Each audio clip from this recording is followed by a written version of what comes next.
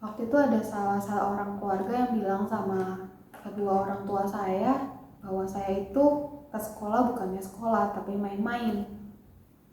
Waktu itu saya sekolah dari setengah 7 pagi sampai jam 3 sore.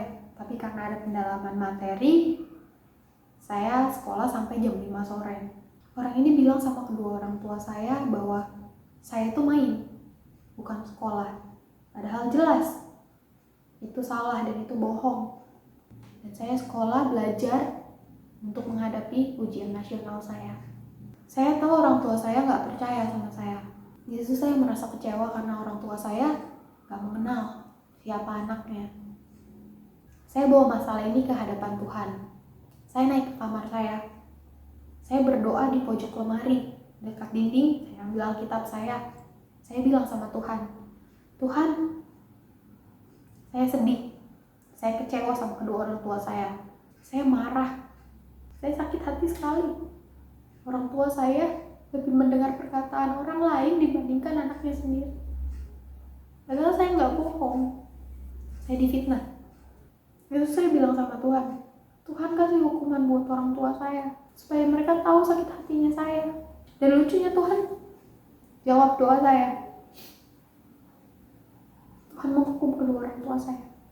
Tapi saya sadar hal itu nggak baik. Saya sadar hal ini karena itu saya sempat berdoa sama Tuhan. Saya Lectio Divina.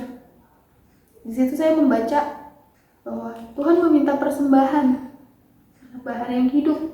Tuhan minta korban bakaran. Awalnya saya nggak ngerti kenapa Tuhan minta sama saya korban bakaran, persembahan yang hidup. Yang saya pikirkan adalah persembahan hidup, yaitu tubuh saya gitu. Saya tanya sama Tuhan, kenapa harus tubuh saya Tuhan? Apa saya harus bekerja melayani Tuhan? Sampai akhirnya saya tahu bahwa Tuhan udah berkorban buat saya. Tuhan Yesus sebagai persembahan yang hidup. Di situ saya minta ampun sama Tuhan. Saya tahu Tuhan sudah mengasihi saya jauh lebih dulu. Jika Tuhan saja sudah mengasihi saya yang berdosa, saya rasa saya tidak layak minta Tuhan untuk menghukum kedua orang tua saya. Saya bilang, Tuhan ampuni saya. Ampuni kedua orang tua saya. Saya tidak pantas untuk meminta kedua orang tua saya dihukum sama Tuhan. Dan dari situ saya belajar untuk mengasihi. Karena saya sendiri belum tentu seorang yang baik. Seharusnya saya bersyukur saya masih diberikan kedua orang tua untuk menjaga saya.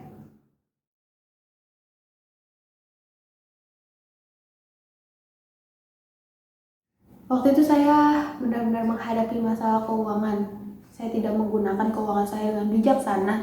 Saya tidak tanya Tuhan bagaimana saya harus menggunakan keuangan saya. Di saat saya punya masalah seperti ini, ternyata keluarga saya juga punya masalah. Orang tua saya kehilangan duit yang ada di ATM-nya. Lalu salah satu keluarga saya bertanya kepada saya, apakah saya mengambil uang tersebut atau tidak. Waktu itu saya merasa saya seperti dituduh. Karena yang tahu PIN ATM itu cuma saya. Waktu itu saya bilang, Tuhan saya sedih banget.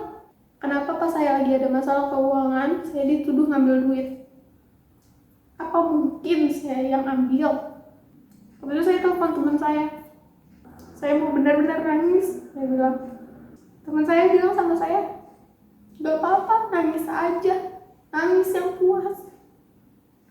Supaya sedihnya hilang. Saya berserah sama Tuhan. Saya nggak tahu gimana cara yang ngebuktiin kalau saya nggak ambil duit itu.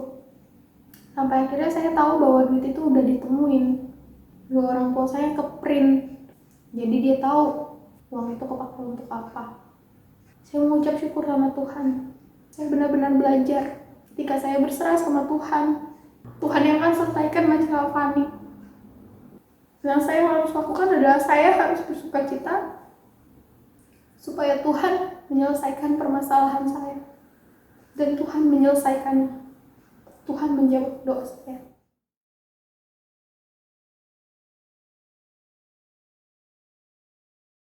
Orang tua saya berkata pada saya orang yang berbeda ketika saya berada di luar dan saya berada di dalam rumah.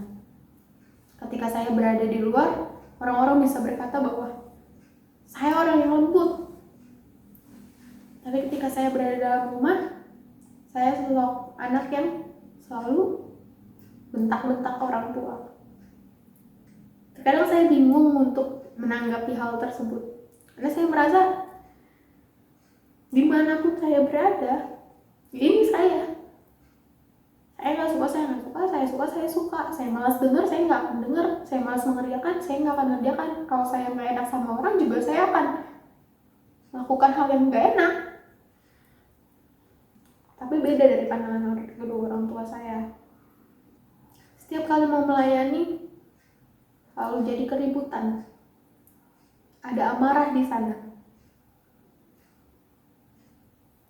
Saya bawa doa untuk permasalahan ini ke hadapan Tuhan.